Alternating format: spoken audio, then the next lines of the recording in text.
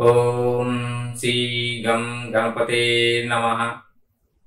ఈరోజు వీడియోలో నేను మీకు ఉన్న ఇబ్బందుల నుండి, మీ ఇంట్లో పడే కష్టాల నుండి ఏ విధంగా బయటపడాలి, ఏ వ్రతం చేస్తే మీరు ఆ కష్టాల నుంచి బయటపడతారనే విషయం మీకు ఇప్పుడు చెప్పబోతున్నాను.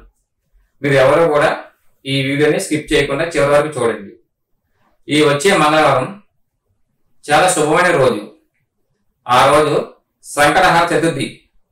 మంగళవారం రావడం కూడా చాలా మంచి రోజు. ఎందుకంటే ఆ రోజు మంగళుడు అలాగే గణపతి కలిసిన రోజు. మంగళుడు అంటే మార్పు కోరేవాడిని. అంటే మన జీవితంలో ఏదైతే మనం కోరుకుంటామో ఆ కోరికని నెరవేర్చి మనలో జీవితంలో మార్పు కోరుతాడు.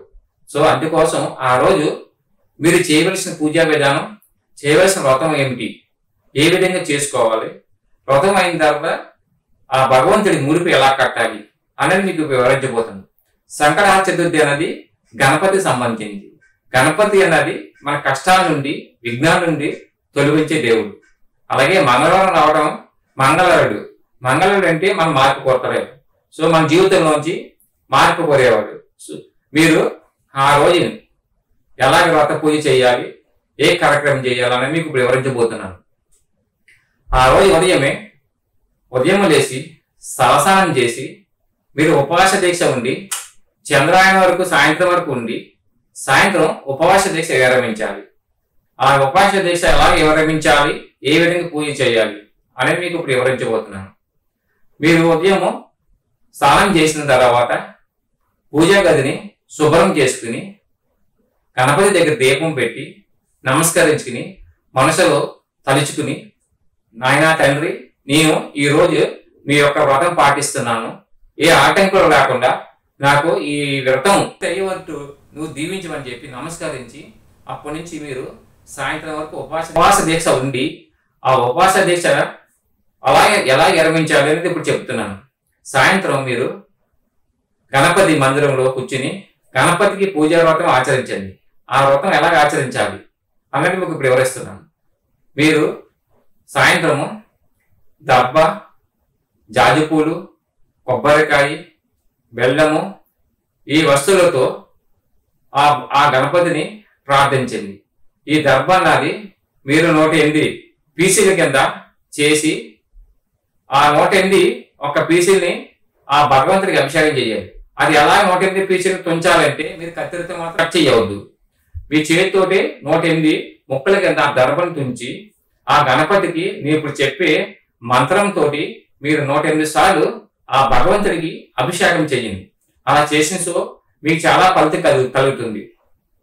ఆ మంత్రం ఏంటంటే ఓం గం గణపతే నమః అనుకుంటూ ఆ పీసులో 108 సార్లు గణపతిని వేసి అభిషేకం చేసి తనంతరం ఆ జాజి పూలతోటి ఆ భగవంతుడికి నమస్కరించి మనసులో కోరికలు కోరుకుని అలాగే ఆ తీర్థ ప్రసాదాలన్నీ భగవంతుడికి సమర్పించిన తర్వాత మీరు తర్వాత చేయవలసిన ముడుపు ఎలా కట్టాలి ఏంటి అని వివరించబోతున్నారు.